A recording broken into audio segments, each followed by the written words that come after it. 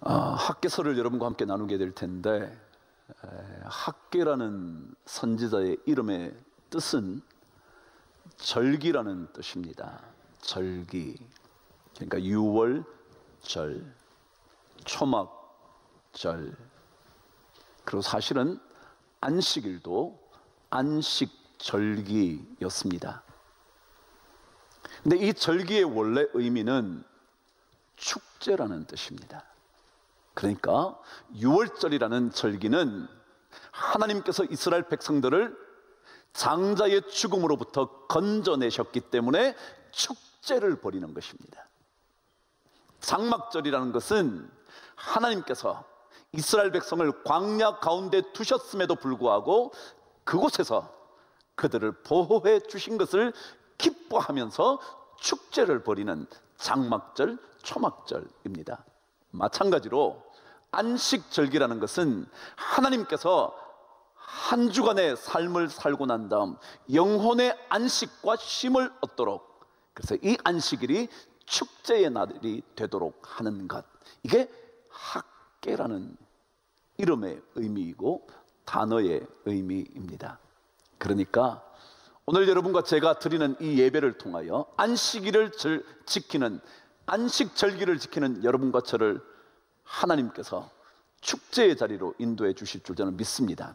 삶이 기뻐지는 겁니다. 삶의 새로운 기쁨을 확인하고 되돌아가는 겁니다. 그 복이 여러분에게 꼭 임하게 되기를 바랍니다. 여러분, 교향악단 보신 적 있으신가요? 우리 교회에 간간히 오셔서 연주를 하곤 했죠. 심포니 오케스트라들이 말이죠. 근데 그 심포니 오케스트라에 많은 악기들이 있잖아요. 근데 그 중에 가장 큰 악기가 뭐냐면 콘트라 베이스라 그럽니다. 많은 사람들은 그냥 베이스라고 부르기도 하고 어떤 사람은 더블 베이스라고 그러기도 합니다. 얼마나 높이가 되느냐면 2m가 넘습니다. 거의 2m 가까이 되는, 그죠? 그래서 어쩌면 연주자 중에 유일하게 교향악단에서 서서 연주하는 사람들이 콘트라베이스, 더블 베이스 연주자들입니다. 그런데 여러분, 혹시 콘트라베이스의 소리를 연주 중에 들을 수 있으셨는지 모르겠습니다. 그렇게 큰 악기임에도 불구하고 교향악단이 연주하게 되면 콘트라베이스의 소리를 잘 듣기가 쉽지 않습니다. 제가 만일 지휘를 한다면 콘트라베이스는 제일 오른쪽 끝으로 자리를 잡습니다. 큰 악기들이 서 있지만 사실은 연주 중에는 그 소리가 어디에 있는지, 어디서 나오는지 잘 알지 못합니다. 대신 제일 왼쪽에 있는 1바이올린, 2바이올린, 이 소리가 가장 잘 들립니다. 그리고 그 사이에 비올라가 있습니다. 그 옆에 첼로가 있습니다. 그 옆으로 더블 베이스가 있습니다. 그런데 큰 악기임에도 불구하고 소리가 잘 들리지 않는 반면에 작은 악기인 바이올린 소리가 제일 크게 잘 들려옵니다. 특별히 제1 바이올린 소리가 말이죠. 현악기만이 아닙니다. 관악기들도 마찬가지입니다. 관악기는 주로 중간 자리를 차지하고 있습니다. 그 중간 자리에는 앞에는 작은 관악기들이 자리를 잡습니다. 피콜로라든지 플루트라든지 오보에라든지, 그 뒤로 가면 조금 더 큰 목관악기 클라리넷이라든지 바순이라든지, 더 뒤로 가면 관악기에 트럼본, 튜바 같은 것들이 자리를 잡습니다. 마찬가지로 관악기들도 큰 악기인 트럼본이나 튜바의 소리는 잘 들리지 않습니다. 대신 조금 작지만 빵빵빵 하는 트럼펫 소리가 잘 들립니다. 여러분, 근데 지휘자들의 얘기를 들으면 이 콘트라베이스나 튜바나 트럼본의 소리가 굉장히 중요하다는 것입니다. 이유가 뭐냐 하면 그 소리들이 밑바닥을 깔아줘야만 나머지 소리들이 멋지게 낼 수 있기 때문에 그렇다는 겁니다. 그래서 오케스트라의 어쩌면 가장 중요한 악기가 뭐냐 그러면 소리가 잘 들리지 않은 듯한 저음의 악기들이 가장 중요하다는 겁니다. 왜냐하면 그 악기들이 받쳐주지 않으면 나머지 소리들이 멋지게 소리를 낼 수가 없기 때문에 그렇답니다. 그럼 우리 신앙이라는 게 어떤 거냐 하면요, 여러분과 제 인생에 가장 밑바닥에 있는 것일지 몰라요. 근데 이것이 제대로 되어 있지 않으면 인생의 집을 아름답고 멋지게 지어갈 수가 없는 겁니다. 마치 건축을 하게 되면 기초공사가 있습니다. 그 기초공사는 오랫동안 걸립니다. 오히려 쌓아 올리는 일은 그리 오래 걸리지 않습니다. 오히려 기초공사에 대부분의 에너지를 쏟아붓습니다. 왜냐하면 기초가 제대로 되지 않으면 집을 높이 세우면 세울수록 위험해지기 때문에 그렇습니다. 그래서 이 기초공사는 보이지는 않지만 그러나 그 건물의 가장 중요한 부분입니다. 그런 것처럼 더블 베이스처럼 신앙이라는 것, 적어도 여러분과 저 그리스도인들에게 이 신앙이라는 것은 가장 밑바닥에 깔리는 것일지 모르겠습니다.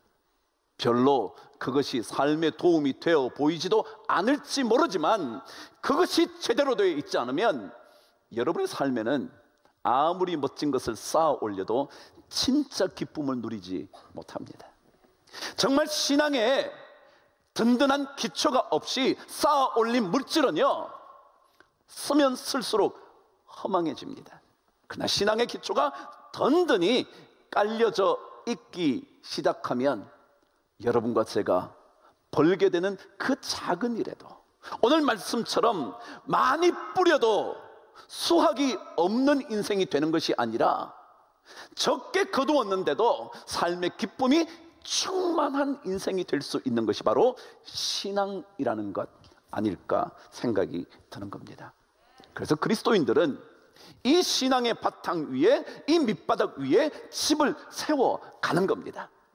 신앙이 없이 집 짓지 않습니다. 신앙 없이 돈 벌려고 몸부림치지 않습니다. 신앙의 집을 짓지 않고 여러분의 인생의 집을 멋지게 지으려고 생각하는 사람이라면 신앙인의 삶이 아닐 겁니다. 그러니까 우리는 영혼의 집을 지어가는 거죠. 여러분과 제가 살아가기에 필요한 집을 짓고 사는 일 물론이지만 우리는 진짜 영혼의 집을 잘 지어가기 위하여 우리가 몸부림쳐 가는 거죠. 언제인가 제가 이효령 교수님의 시 한 편을 읽어드린 적이 있었습니다. 그 시를 제가 다시 한번 떠올려 드리도록 하겠습니다. 제목은 내가 살 집을 짓게 하소서라는 시였습니다. 앞연을 제외하고 중간 부분을 여러분에게 소개합니다. 내가 살 집을 짓게 하소서. 다만 당신을 맞이할 때 부끄럽지 않을 정갈한 집 한 채를 짓게 하소서. 그리고 또 오래오래 당신이 머무실 수 있도록 작지만 흔들리지 않는 집을 짓게 하소서. 기울지도 쓰러지지도 않는 집을, 지진이 나도 흔들리지 않는 집을, 내 영혼의 집을 짓게 하소서. 여러분, 우리는요 영혼의 집을 지어가는 겁니다. 그 집을 짓고 난 다음 여러분의 이 땅의 삶의 집을 지어야 합니다. 만일 그렇지 않으면 여러분이 지어놓은 모든 집들은 지진 한 번 나면 완전히 무너져 사라져버리는 그런 인생이 되고 말 겁니다. 그런데 우리가 만일 영혼의 집을 잘 세워놓으면, 영혼의 집을 지어놓으면, 특별히 그분이 우리 안에 들어와 오랫동안 사실 수 있는 영혼의 집을 지어놓으면 여러분이 세워가는 어떤 인생의 집들도 가장 아름답고 고귀하게 보존될 겁니다. 지진이 나도, 바람이 불어도, 풍랑이 여러분의 인생을 덮쳐도 그 집은 흔들리지 않는 비록 작을지는 모르지만, 비록 보잘것없다고 남들이 말할지는 모르지만 절대로 흔들리지 않는 집이 될 겁니다. 그리스도인들은 영혼의 집을 짓습니다. 그리스도인들은 이 땅에 집을 짓고 살지만, 그러나 그것보다 더 중요한 영혼의 집 한 채를 잘 지어보려고 몸부림치는 사람들입니다. 오늘 말씀 학께서는 그 배경이 이렇습니다. 이스라엘 백성들이 남북으로 나누어집니다. 북쪽 이스라엘은 BC 722년에 721년경에 이미 멸망해버리고, 그로부터 적어도 100년 이상 남게 된 유다 남쪽 그 나라마저 586년에 멸망해버리고 맙니다. 그 유다 땅이 멸망하기 전 10몇 년 전부터 이미 포로 생활이 시작됐습니다. BC 605년 정도부터 말이죠. 그러니까 그 포로 생활부터 70년이 지난 536년 BC에 드디어 포로로부터 풀려나 귀환의 시대가 시작됩니다. 다시 말하면 고레스라는 바사 페르시아 왕이 하나님의 감동을 받아서 이스라엘 백성들을 다 본토로 되돌려 보내는 겁니다. 그래서 536년, 605년부터 70년이 지난 536년이 이스라엘 백성들, 남쪽 유다 사람들이 처음으로 귀환을 하게 된 겁니다. 그런데 참 놀라운 것은 하나님께서 고레스 왕을 통하여 이스라엘 백성 남쪽 유다 하나님의 사람들을 보내면서 그 땅에 가서 하나님의 성전을 짓도록 명령을 내립니다. 거기에 필요한 것까지 제공해 주면서 말입니다. 참 놀랍죠?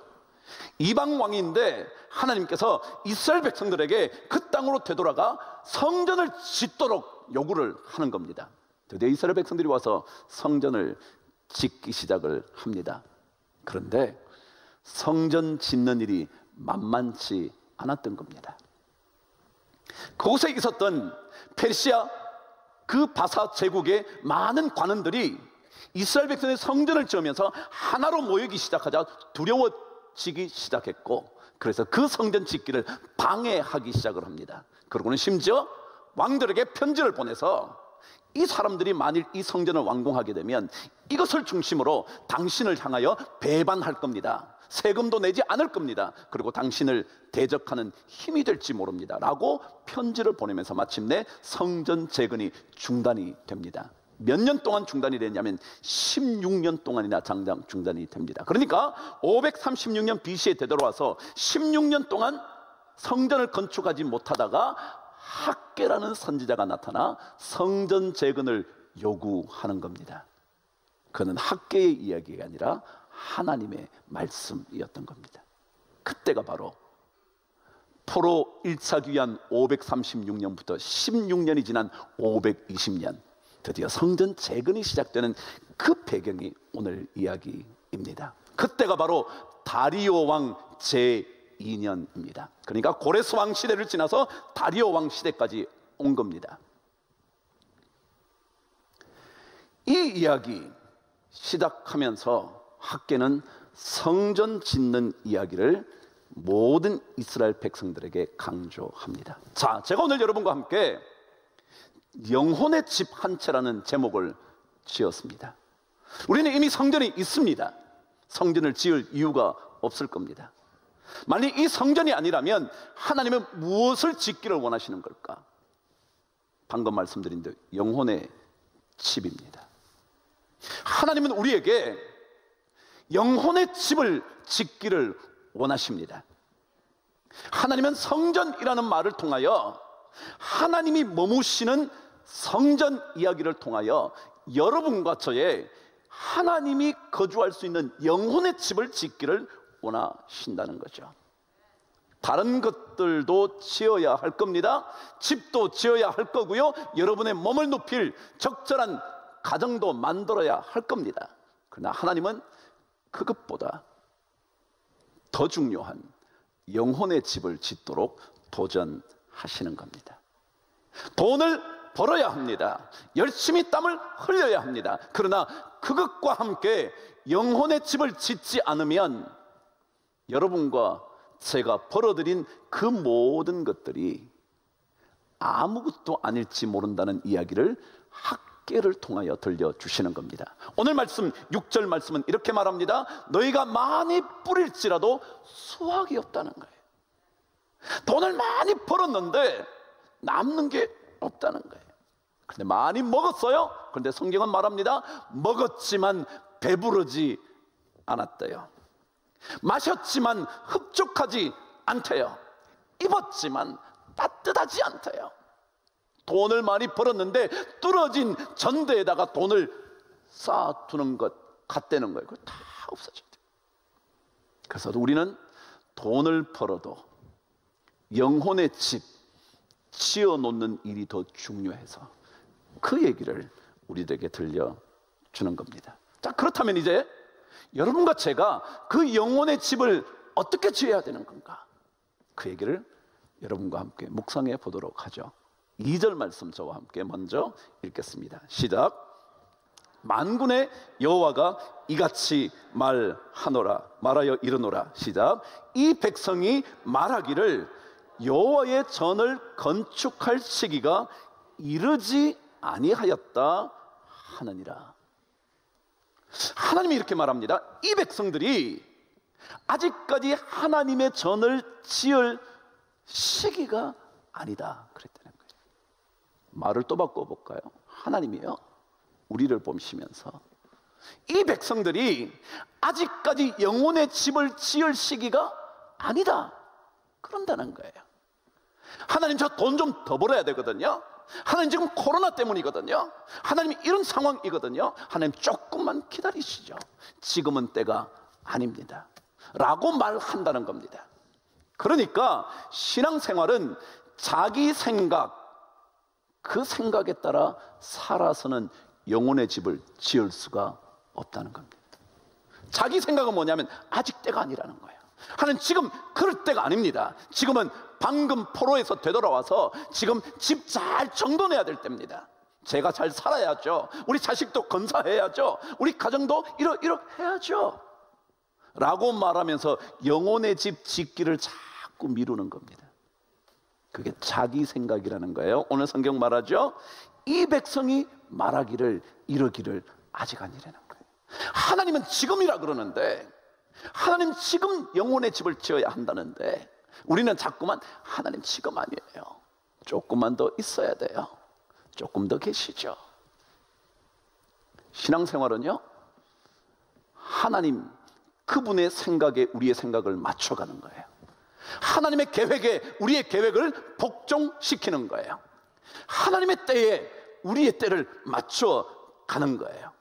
근데 만약 우리의 생각대로 간다면, 우리의 계획대로 쫓아간다면 우리는 언제든지 영혼의 집, 보이지 않는 영혼의 집은 나중이라고 자꾸 생각해야 돼요. 자녀 교육이요, 중요하잖아요. 근데 그러더라고요, 부모님들 중에. 야, 너 고등학교는 잘 마치고 대학 가서 신앙생활해. 지금 대학 가야잖아. 지금 그때가 아니야 라고 말하는 부모 혹시 없나요? 여러분, 신앙 그런 거 아니에요. 하나님의 집을 짓는 겁니다. 그 집을 지으면서 공부하는 겁니다. 영혼의 집을 지으면서 돈 버는 겁니다. 영혼의 집을 지으면서 여러분의 모든 관계를 넓혀가는 겁니다. 근데 우리는 자꾸 하나님 지금 아니고요, 우리는 저 먼저 이것부터 해놓을게요. 오늘 성경이 그렇게 말합니다. 성경에 죄라는 말은요, 히브리어의 하타라는 단어와 히라버 신약 성경의 하마르티아라는 단어입니다. 근데 이 두 단어는 독특하게 의미가 똑같습니다. 어떤 뜻이냐 하면 길을 잃고 헤맨다라는 뜻입니다.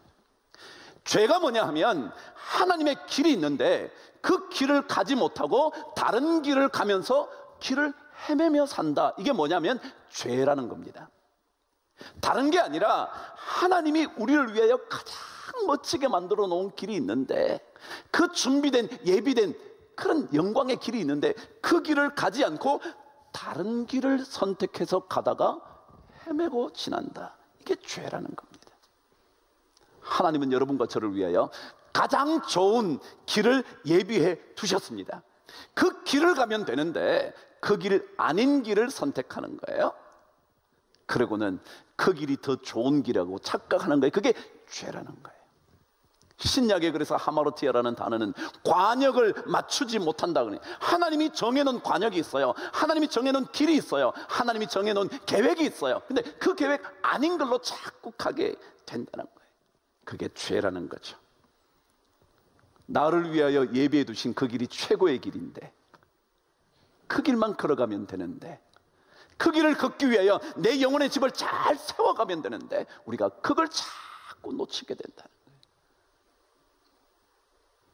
지금은 때가 아닙니다 라고 말하는 거예요. 지금은 코로나 때문에 아닙니다, 하나님 위험합니다 라고 말합니다. 그렇습니다, 위험합니다. 조심하셔야 합니다. 백신도 맞으셔야 합니다. 그러나 우리 그리스도인들은 그것만큼이나 하나님께서 우리에게 원하시는 성전을 건축해야 합니다. 영혼의 집을 세워야 합니다. 여러분, 종교라는 낱말이요, 이 종교라는 원래 영어가 religion이라는 단어입니다. 이 라틴어는 religio라는 단어인데 이 뜻이 뭐냐면 끈으로 서로 연결한다, 이런 뜻입니다. 끈으로 다시 맺는다라는 겁니다. 그러니까 우리는 이 땅의 삶을 살지만 하늘나라의 삶과 연결되어야 합니다. 이게 신앙입니다. 내가 이 땅에서 돈을 벌지만 이것이 하나님과 연결되어야 합니다. 그거 아니면 종교라고 말하지 못합니다. 그리스도인들은, 여러분과 저의 인생은 이 땅의 삶을 살지만, 여러분에게 필요한 집을 짓지만, 여러분 자녀들에게 필요한 교육을 시키지만, 그러나 그것이 하나님과 연결되어야 합니다. 그래서 이 땅의 생명과 그 하늘나라의 생명이 연결되지 않으면 안 됩니다. 그래서 우리에게 필요한 것은 영혼의 집을 짓는 것입니다. 전 여러분 학계 말씀을 통해서 여러분과 제 안에서 아직까지 세워져 가고 있지 않다면 그 영혼의 집을 이번 말씀의 시간 동안 하나 둘씩 세워갈 수 있게 되기를 바랍니다. 혹시라도 여러 가지 이유 때문에 아직 성전을 건축할 시기가 이르지 않았다고 말하시지 않게 되기를 바랍니다. 오히려 그럴 때일수록 영혼의 집을, 영혼의 집안체를 잘 세워가는 그런 멋진 하나님의 백성 다 되시기를 주님의 이름으로 축복합니다.